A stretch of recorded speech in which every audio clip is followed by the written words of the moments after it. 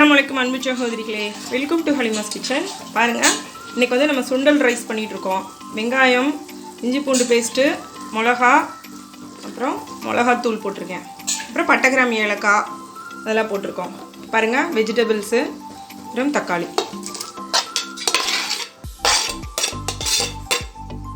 பாருங்க, வெஜிடபிள்ஸ் போட்டுக்கலாம்.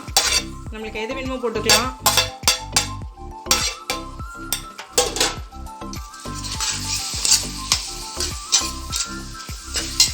Beans, carrot எது வேணாலும் போடலாம். அப்புறம் வேக வச்ச சுண்டல். ஃபஸ்ட்டு இது நல்லா வதங்கிட்டோம் தக்காளி. அதுக்கப்புறம் இந்த வேக வச்ச சுண்டல் போட்டுக்கலாம். ரைஸ் வந்து ஒரு கிளாஸ் நான் ஊற வச்சுருக்கேன். பெரிய கிளாஸில் ஒரு கிளாஸ் ஊற வச்சுருக்கேன். இப்போ கொஞ்சம் உப்பு போட்டு இந்த தக்காளி வதங்கினதுக்கப்புறம் நம்ம பார்க்கலாம்.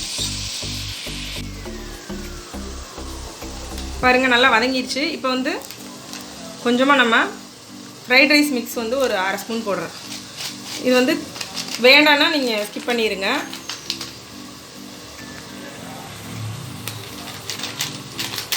பாருங்கள், ஒரு அரை ஸ்பூன் அளவு போட்டிருக்கேன். உங்களுக்கு தேவையில்லைன்னா நீங்கள் ஸ்கிப் பண்ணிடுங்க. பட்டை கிராம்பு பவுடர் எல்லாமே போட்டிருக்கோம். பிரியாணி மாதிரியே தான்.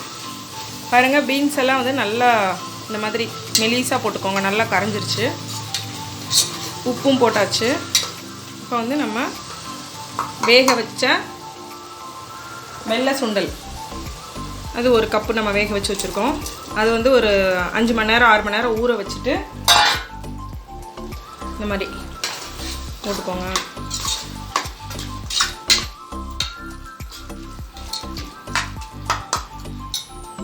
இப்போ வந்து நம்ம இதில் ஒரு உலக்கு எடுத்தோம் அரிசி. இதில் 2 உலக்கு தண்ணி நம்ம ஊற்றிக்கலாம். ஊற்றிட்டு ரைஸ் போட்டுக்கலாம். ரைஸ் போட்டுட்டு நம்ம வந்து பார்க்கலாம். அதாவது வேக வச்சுட்டு நம்ம பார்க்கலாம். பாருங்கள், அரிசி போட்டுட்டேன். ஃபஸ்ட்டு ஒரு உலக்கு தண்ணி ஊற்றுனது அது வந்து சுண்டல் வெந்த தண்ணி.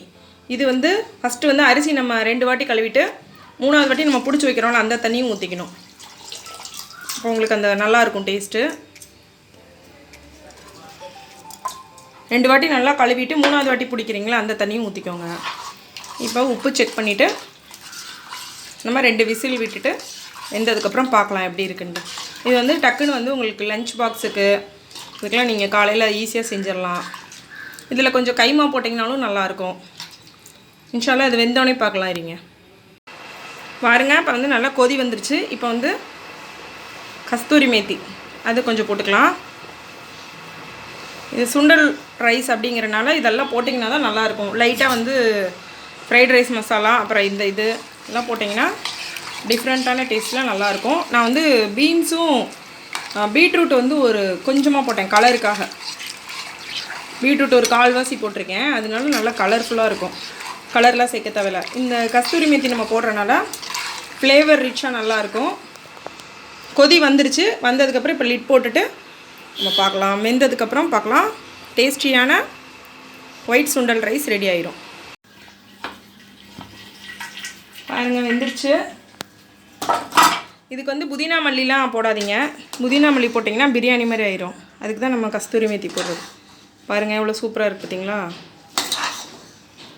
இதுக்கு பாயில்டு எக்கு ஏதாவதும் நீங்கள் வச்சு சாப்பிட்டுக்கலாம். இது வந்து நல்லா ஹெல்த்தியாகவும் இருக்கும் குழந்தைங்களுக்கு. நீங்களும் எல்லோரும் இந்த மாதிரி ட்ரை பண்ணி பார்த்துட்டு எப்படி இருக்குன்னு சொல்லிட்டு கமெண்ட் பண்ணுங்கள். பாருங்கள் எப்படி இருக்குன்னு பாருங்கள்.